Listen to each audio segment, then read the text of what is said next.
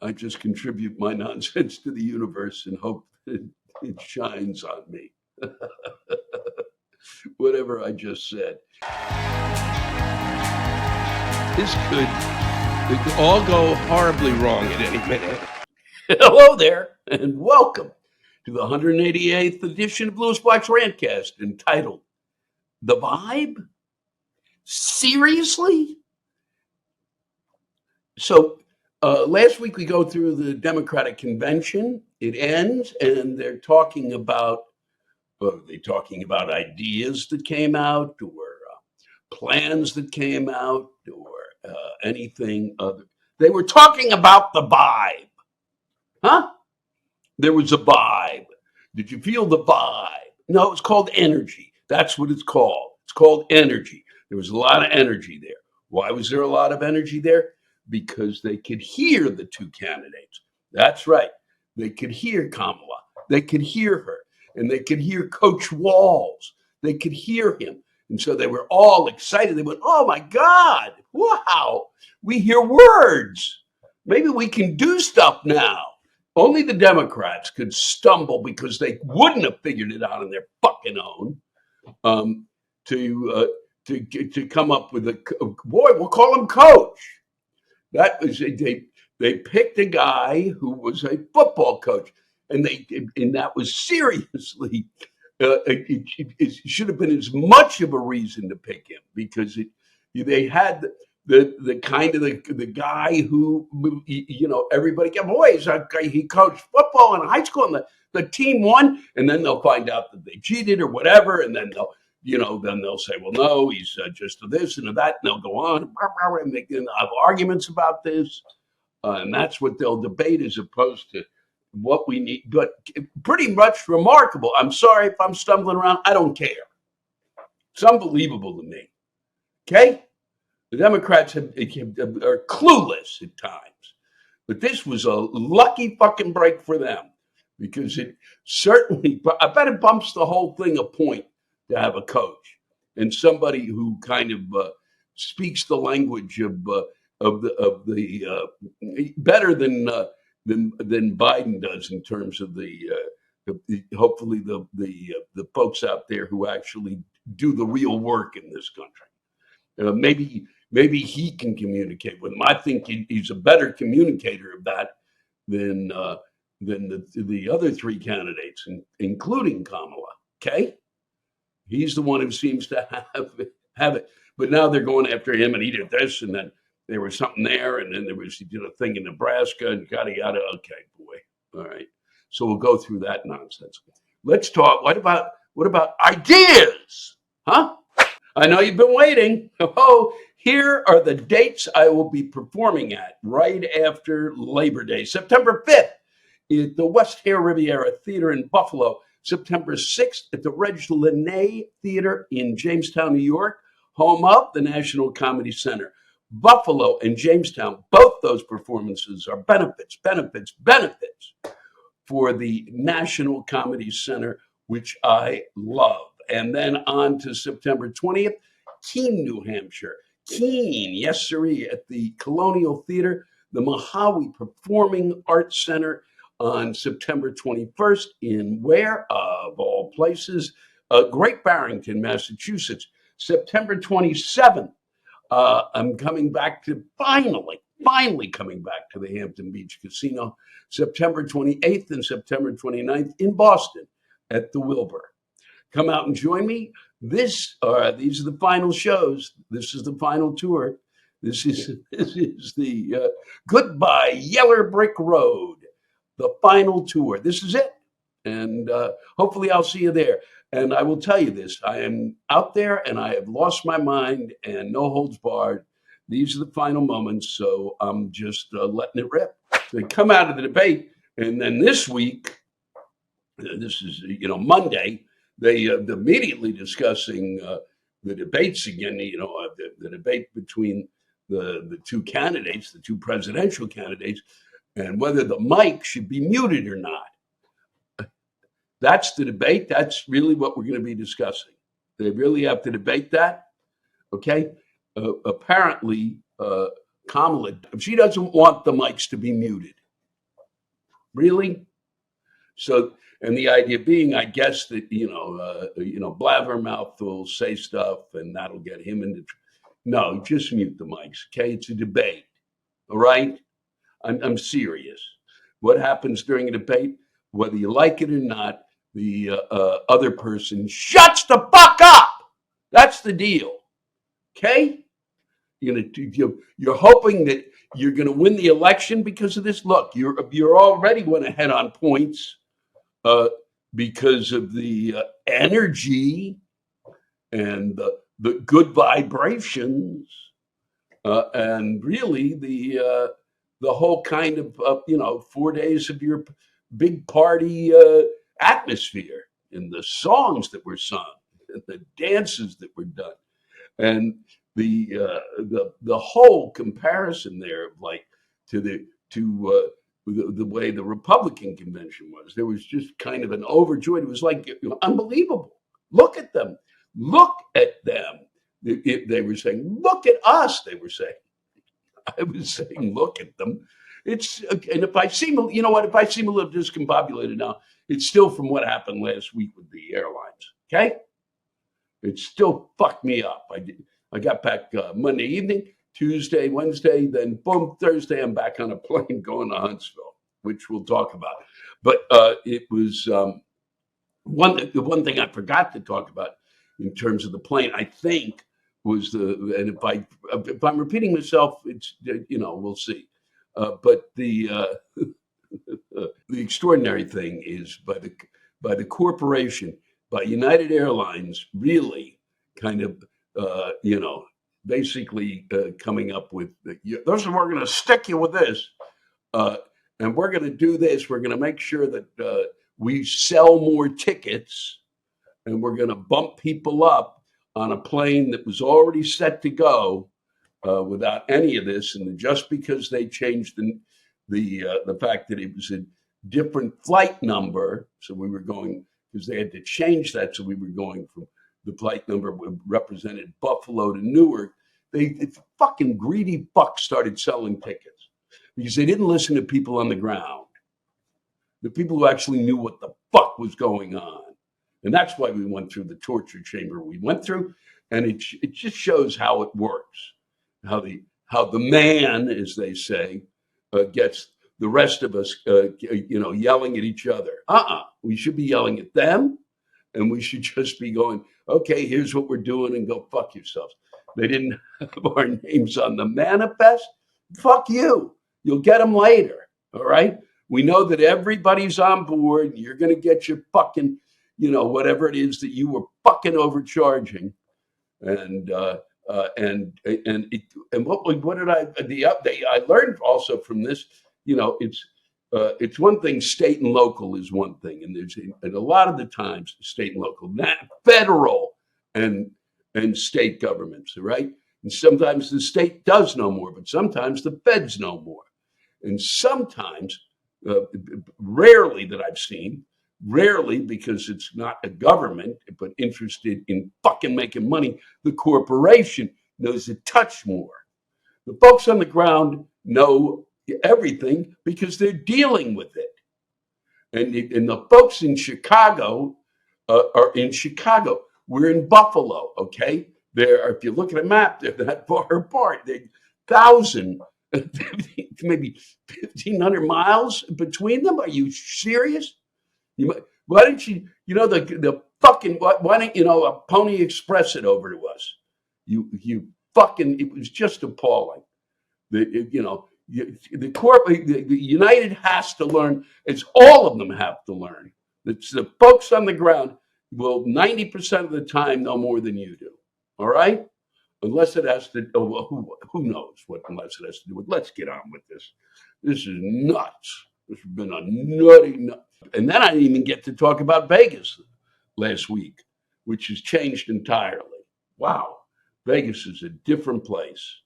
I mean, I started going there years ago, with my brother, and when you and my close friends, and we would wander out there because it was really at that time a great cheap vacation, the home of At that time, you could get $1.99 prime rib or $1.99 steak, and the food was cheap. The rooms were cheap, and even the tables were pricey for someone like myself and my my friends. Well, certainly pricey for me because I was writing plays.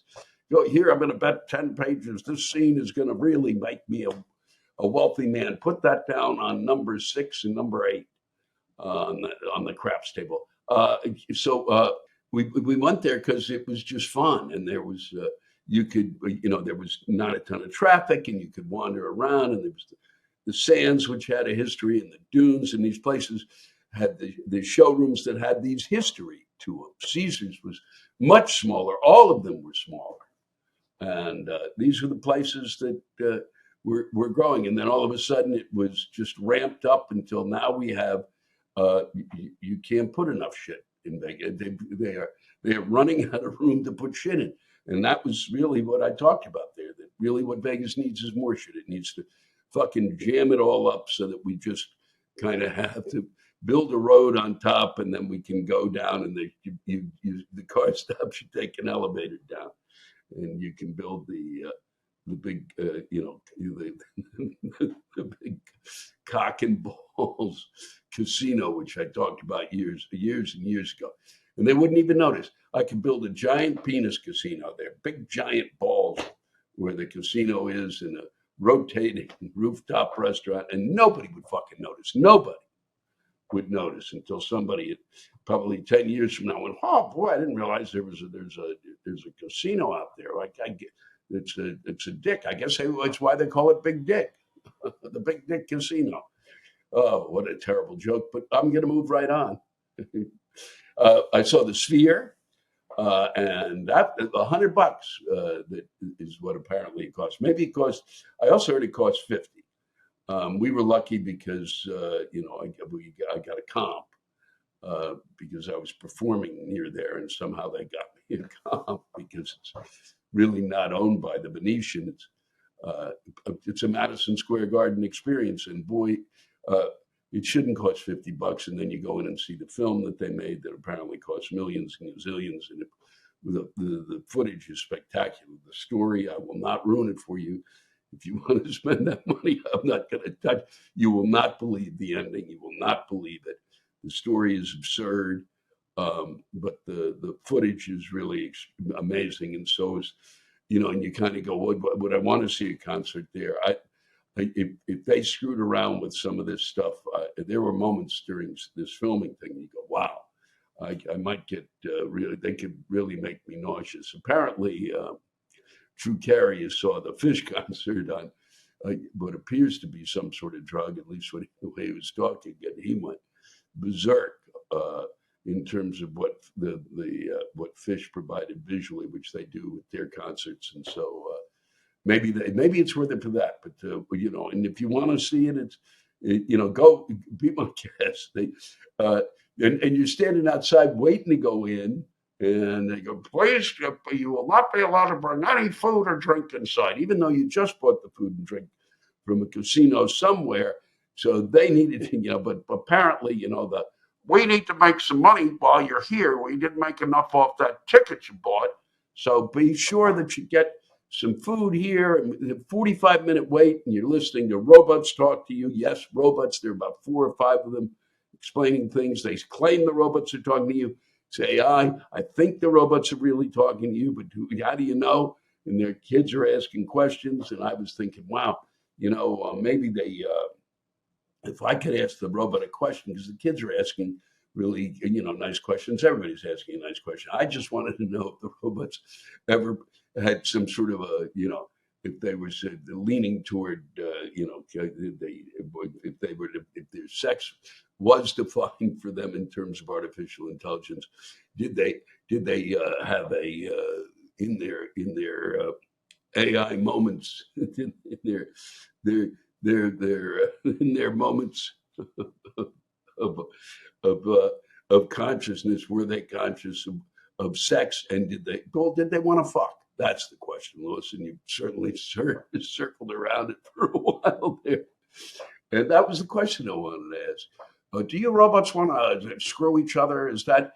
But the amount of money that they were charging, and if it was $100, I said on stage that night at the after I saw this that what would have made it worth $100 is after you came out of the movie, if the robots attacked us, that would have been fascinating. So it was, and I will tell you this: wherever you go in Vegas, they cannot shove their hand deep enough into your pockets. All right, the gambling is secondary to the money they're making off of everything else, and wherever you turn, they're going to charge you, and they are charging insane amounts for potato chips and your basic treats and a Coke and a beer. I mean, it is creeping up on baseball fucking prices unless you're gambling, and then they'll toss a drink at you. It's really unbelievable.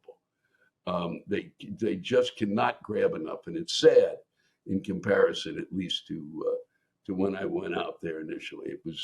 It really was a different world out there, and there was just something about it that was a little wilder and less corporate. But there's that word again, and it really is. It's just it's just. I'm just not enjoying it. I'm enjoying it as much as I used to. And when it's 105 out, it becomes tougher and tougher to get out and walk somewhere because it's everything is now miles and miles away from each other. So once they get you at the casino, you're semi-trapped. And they should have built, and they tried to build, but they didn't finish building really. And what they built was a piece of shit, their monorail, which just sucked wind. All right. It barely got you to 3 or 4 casinos, and you got out, and it was still miles to walk. It was idiotic. It should have gone everywhere. And but no, now that what it is you take back roads to get to. You used to be able to drive down the strip. That becomes we did this time.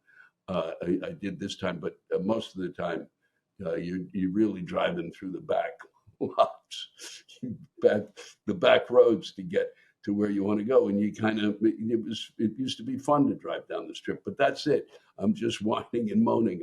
And I apologize for that, but and I sound like that boy, when I was a kid. Well, fuck, it's true.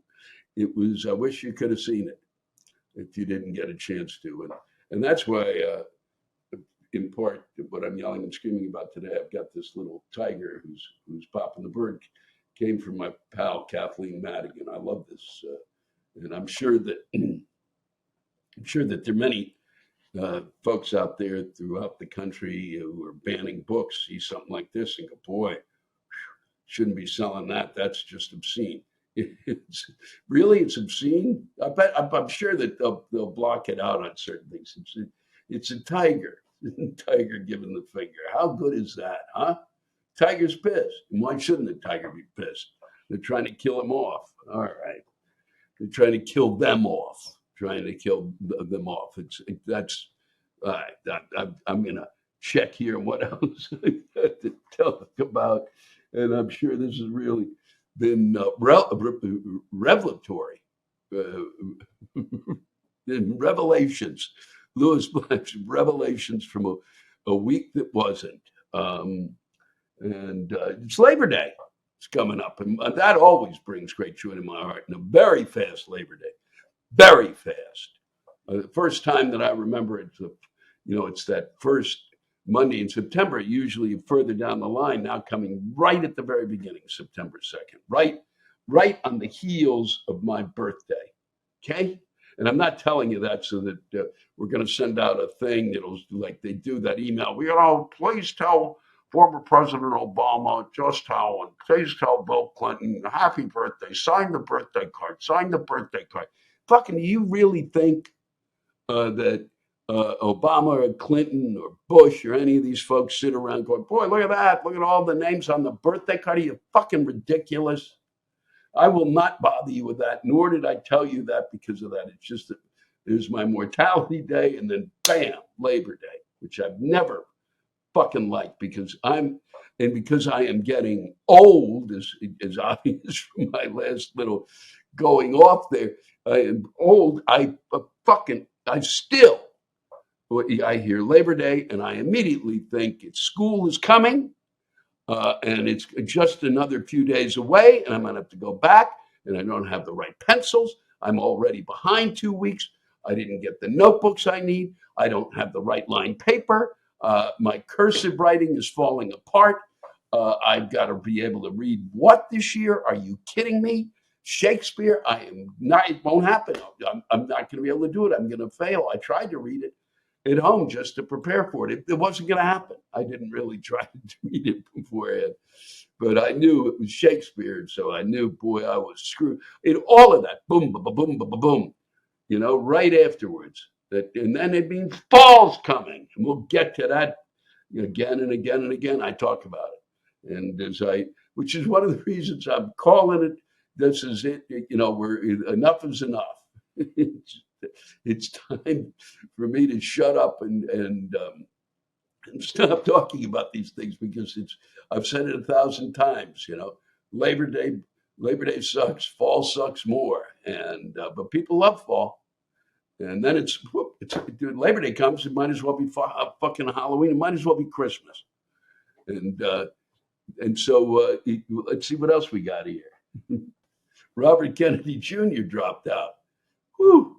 That was something. That worm kind of ate his brain, and then that made him tell the story of the bear, and then he decides he's not going to run after asking both candidates for a job, and the one who seems to want to give him the job, Donald Trump seemed to want to give him a job, working on medicine because he's really just so clear on that, just spectacularly clear, and only picked up a few dozen kind of false, alleys that he's gone down in terms of talking to us about vaccination,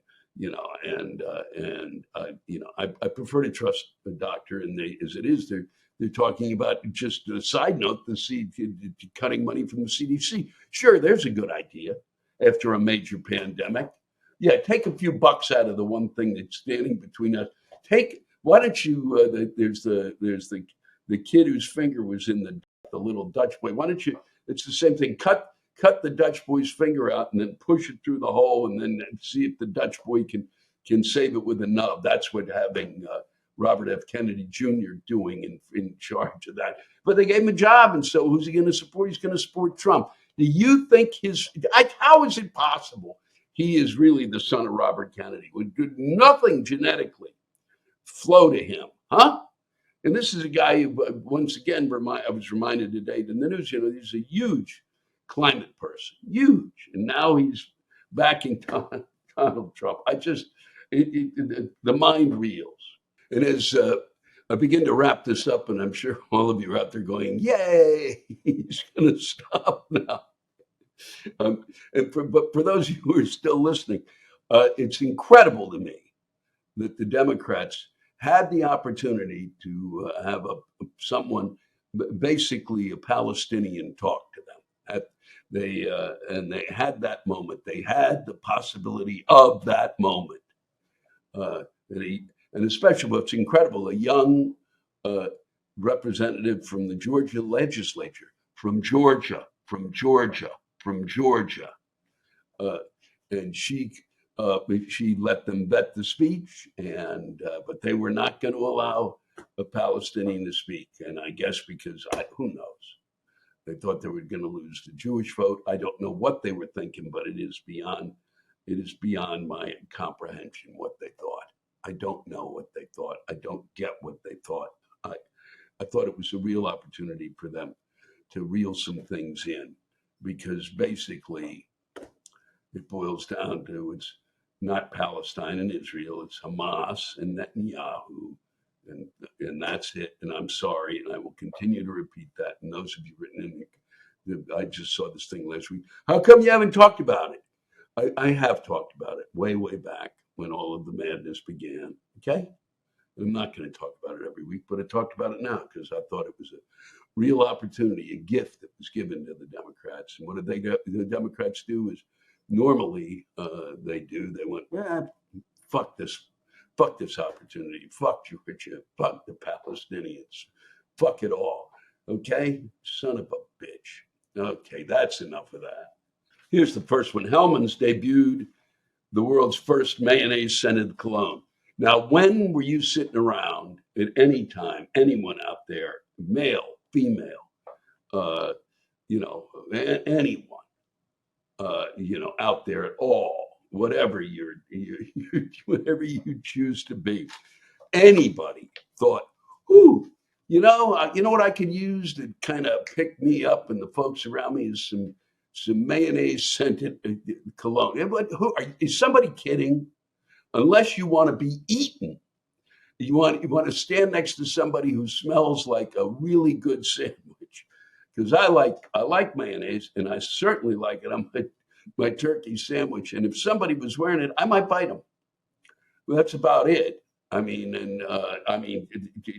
It's branded Will Levis #8. Will Levis. The fragrance was developed with input. They had to get input from Tennessee Titans quarterback who went viral last year for adding mayo to his coffee. Yeah, so that's enough. That's all you need. That was just have that ad, but now you had to go a step further and ruin a cologne. Wow. Or maybe he's now pouring the cologne in there, but wow. And what input did you need? But how much how much like Hellman's mayo it should smell? And leaving you with this, Donald Trump told, no, I'm not going to do it. We'll save it for next week because Lord knows they're made it. And by the way, I will be taking next week off, but we'll have a special edition of the Rantcast. I've got to take a break. It's Labor Day, and I will need to recover from it being Labor Day, and I will weep for a while, and I will go through all of the things that I will be needing for school this year. I can't believe I'm in my mid-70s, and it still rattles my brain that it still goes all the way back that far. And I still believe that that's when the school year not the school year, since we're so used to that being the beginning of the year, at least it is for me. September 1st should be New Year's Eve. And then January 1st should be, fuck it, it's too cold outside. I'm going to take a nap. At least September 1st, you can fucking still be nice enough outside to celebrate. But what do I know? I just contribute my nonsense to the universe and hope that it shines on me. Whatever I just said. Look, I have some splendid new rants that I'll be reading, and I'm looking forward to that, and I hope you are. And I just hope you have a great Labor Day weekend and a really great school year ahead. And I hope everybody gets A's and enjoys reading Romeo and Juliet yet again, or whatever your choice is. If you want Othello, go for it. But it's, as always, it's a privilege and a pleasure to be able to spend time with you. And I mean that seriously. And I look forward to getting out there and seeing as many of you as I can before I say, hey, bye-bye. John S., thank you for this. It's very simple, very quick, to the point. If RFK Jr. has been picking up and eating roadkill this whole time, that would possibly explain where his brain worms came from.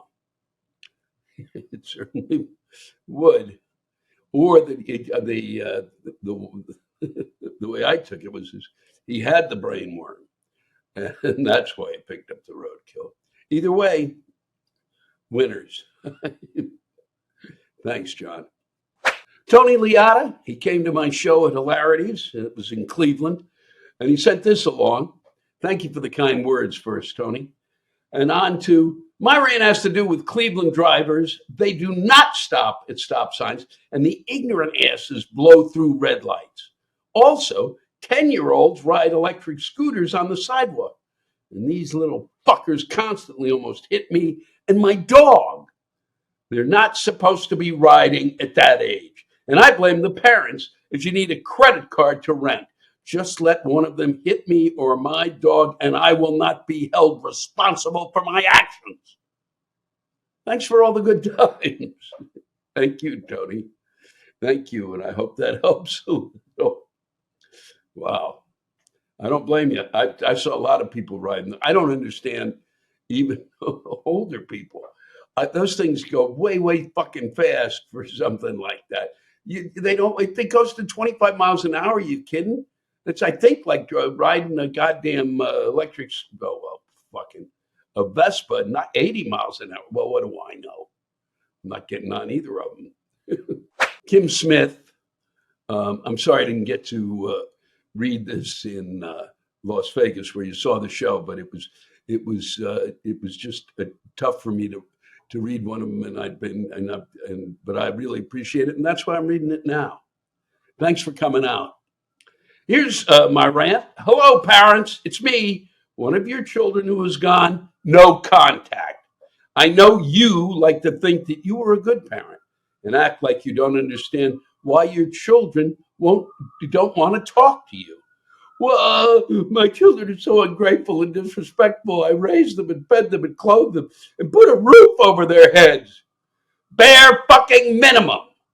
While you are living in your head as the perfect parent and only trying to project that on the world, your child was telling you that they were not happy and asking for help that you wouldn't give to them.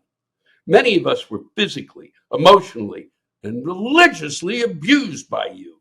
Why would we ever want to waste our time around you the way you treated us our entire childhood? Many of us are doing this so that we can survive because you keep re-traumatizing us or re-abusing us. How about taking some time to do some introspection and go to therapy to figure out what's wrong with you instead of blaming everything on your children like you've done their entire lives? Huh? But that would be asking too much of someone who had children to feed their narcissistic need. You will never learn to empathize with us and continue to scapegoat us for the rest of our lives. We are not stupid, and we know what you are, and you don't deserve our time and attention. We certainly didn't get yours when we needed it. I would be forever grateful if you read this, as I know many estranged adult kids that need to hear this. I might record it to share with my group if you allow that. If not, could I request a clip of it to share with my group? It would be very validating for them. Thanks for making me laugh most of my life.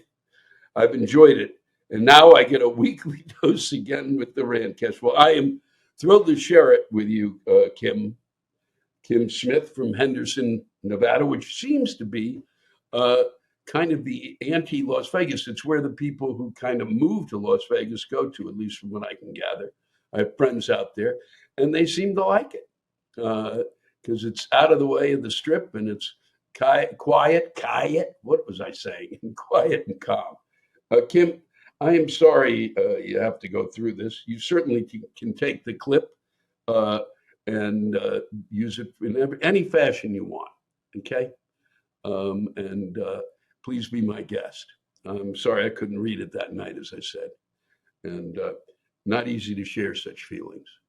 And I'm glad you could. And I know people who've had to go through this, but this is well said. Josh Eikenberry.